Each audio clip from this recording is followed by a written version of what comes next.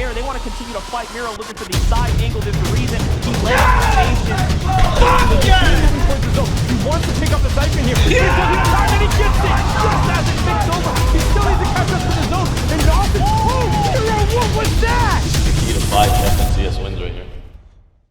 So I was saying to Harry, I reckon the reason why they have it in the convention center is so they basically just get a giant hall and they can just build whatever the fuck they want. Instead of doing like an arena where you're kind of constrained by what the arena has, they're just they built the whole thing. I think it's gonna be good. No, the thing that hit me this event was like, they're fucking young. It's like, it sounds so dumb, but like every event, it's just like, we used to have like an OG group of people we'd hang out with, and it used to be like 60.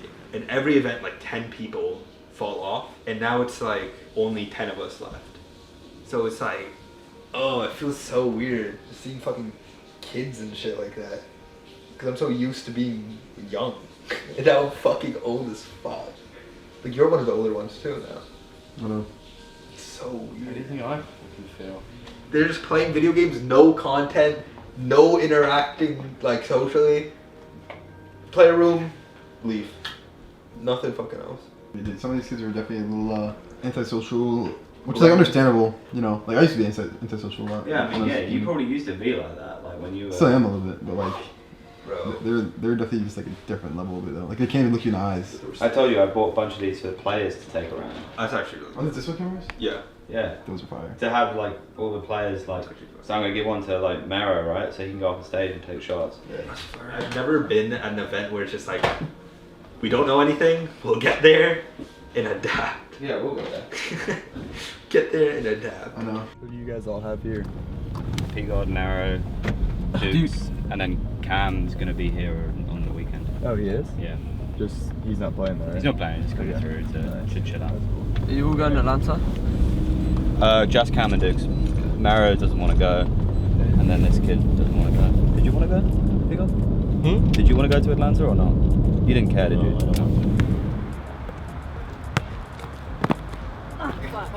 Wait, hold on.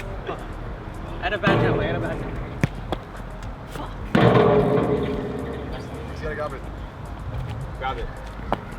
Fuck.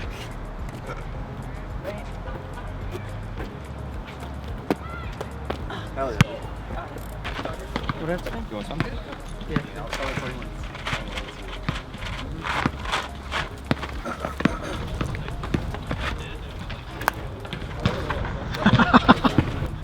Do you like the sour ones? They're so sour. I'm not built for this shit, man. Oh shit. Someone here is not wearing deodorant, dude. What the fuck was that? He goes.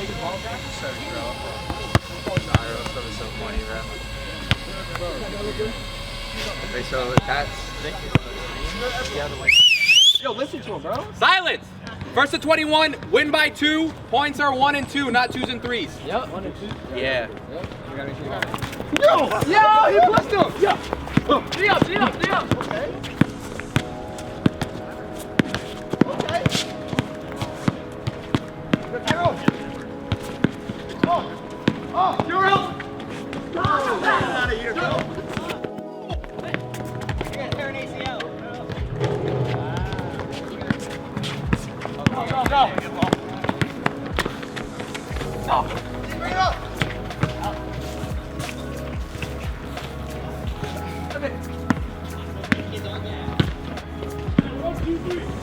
Go pink. So good. Bro, if it's football, you know Messi, bro. You know the Messi? Yeah, bro.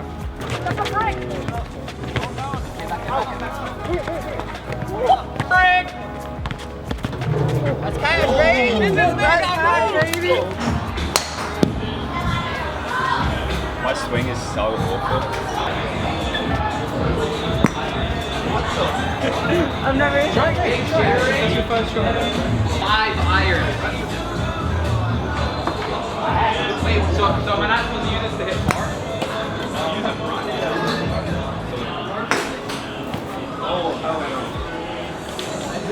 Bro, people be golfing. I'll add in the sound effect that made it sound like you hit that one. How do you do this shit? Oh, hell no. Oh, It's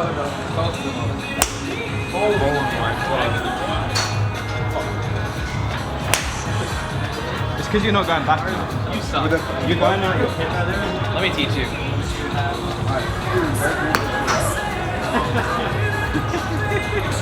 This is it. It's the one. Bro, whatever you did the first shot you showed. I know. They fucked me up. I gotta go back to the first shot. Damn, that was fucking crazy. Oh shit. Yo, we gotta get someone to. What did you break? He broke his bracelet. Oh shit. Bracelet too, isn't it? It's a Prada bracelet, bro. Fuck, dude, that fucking exploded. Check right over there. Did it explode? Yeah, man. For real? It's like right over there, right? Yeah. You can see it in between the two.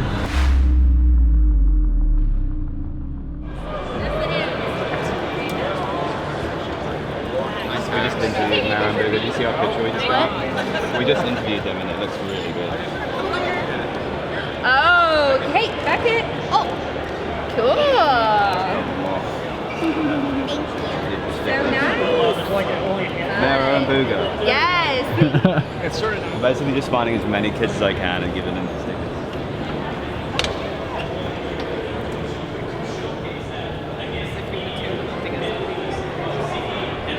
How do you feel and are you excited to compete today? Me personally, I think I feel really good to compete today. I think I'm ready to win. Pretty excited. I mean, it's cool to get back into in-person events and just hyped. So how have scrims been going? I know you haven't been practicing as much as usual, but I want to know how they've been. I think the scrims that we played at the practice place at the hotel went pretty good. I think we just had to work on a couple of things. Outside of yourselves, which duos look the most venomous right now? Which ones are you most scared of? Queasy, Vino, and like Vidil. Probably those are the two that come to my mind. What do you want to say to the Dig fans and all the Sen fans? Peace, love, and positivity. That's my thing. Thanks for the support and tell them good luck. The home region here, NA East, representing Sentinels. Representing Dignitas in my the most titled duo here at the event. Let's talk about it. Bugha. Solo World Cup champion, it's what he is known for. But because that is such a huge accomplishment, it almost always gets pushed under the rug that right now, in the past 5 FNCSs, he's gotten top 3 in every single one of them, with 3 of them being wins. But that's not all. Those 3 wins, back to back to back. It's an absolutely disgusting stat line when you really think about it. And he's not the only one. You have to keep in mind his duo partner, Mero. He has also been the NA East individual leader for eliminations for 3 out of the last 6 FNCS finals. That statistic alone showcases the fact that I think this NA East duo is certainly going to pack a pretty vicious punch for the rest of these regions. That's right, and we have a very special treat for you fans here, and of course viewers at home. Guess what? Kelly Link is standing by with Bugha and Mero. Thank you so much, Zeke. Joining me right here, I got Mero and Bugha for a quick interview. Bugha, it's been 3 long years since your iconic World Cup win. What is it like to finally be back in front of all of these people playing?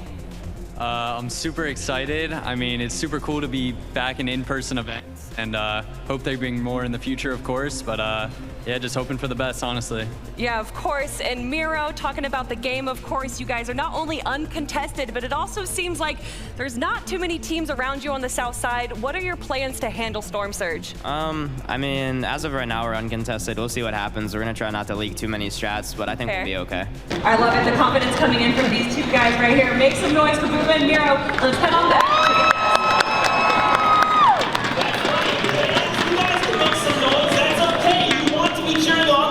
Right? They got it. They're still waking up. It's all good.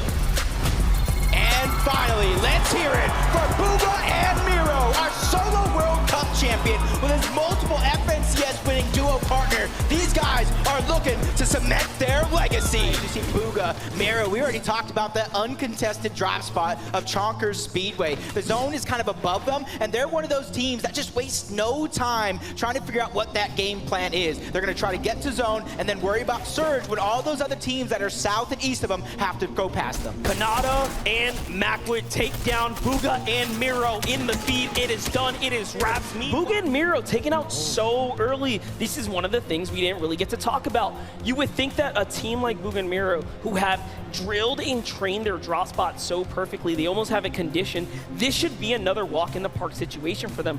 What do you think went wrong as they were rotating out? Because it seems like they face planted into Macwood and Kanata. That was the big resistance. See where it's actually low, there's different elevations. I think whoever is able to grab a side of that mountain first will have the best chances to win this game overall, as they're still 500 above the damage threshold. Cammy, as soon as he lands, he's going to get back up to 200 along with Seti as well.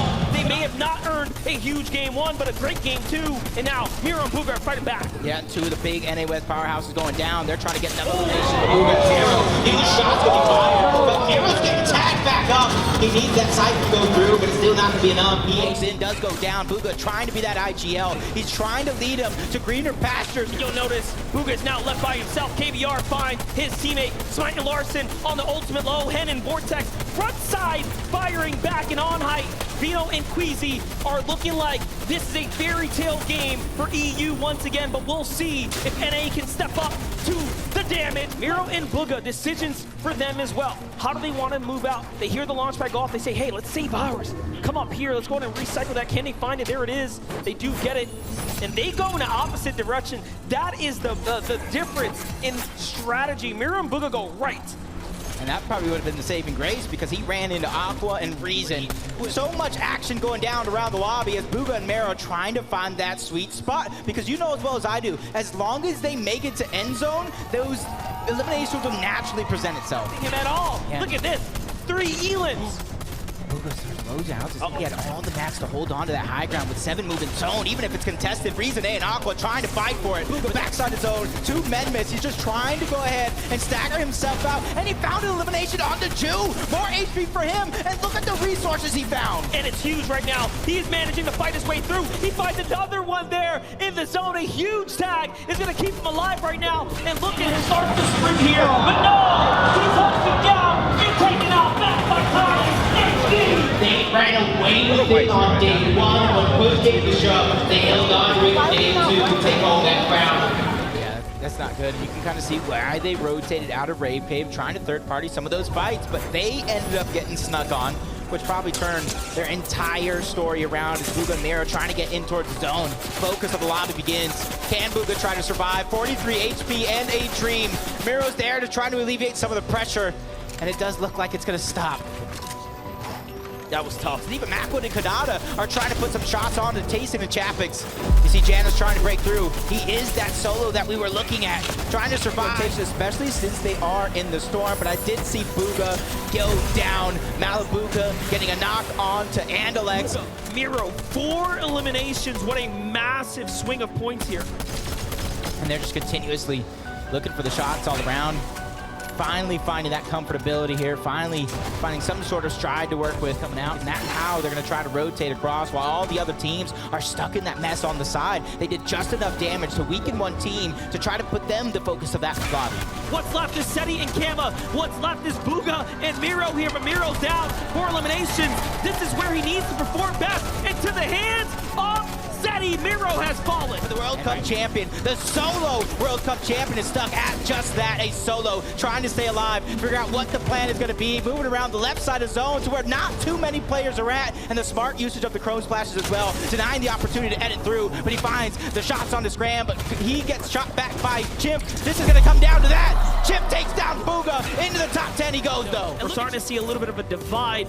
Meanwhile, Bugha and Mero affected. Bevies and Vortexer find the 2 early, and they're going to be one of the first duos to fall here in the last game. And it really shows us that teams and duos, regardless of how good you are, you have to put up the numbers, you have to perform, and they are fully contested there now. So yeah, the FNCS Invitational. This is where worlds collide. And last game, we saw an early game drop from Bugha and Mero, and shots are already being fired off by Vortexers. But Bevies, he takes a huge amount of damage. Mero gets targeted. He is going to be the first one down from this duo, leaving a ton of pressure on Bugha's shoulders. Yeah, what's crazy about this is they have just switched up the strategy all the way and have decided they are just going to contest Bugha and Mero.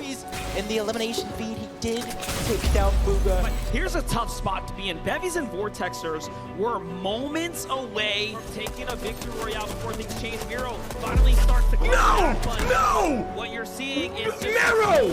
Mero! We're to game 10 already. Bro, what is this wobble I'm seeing?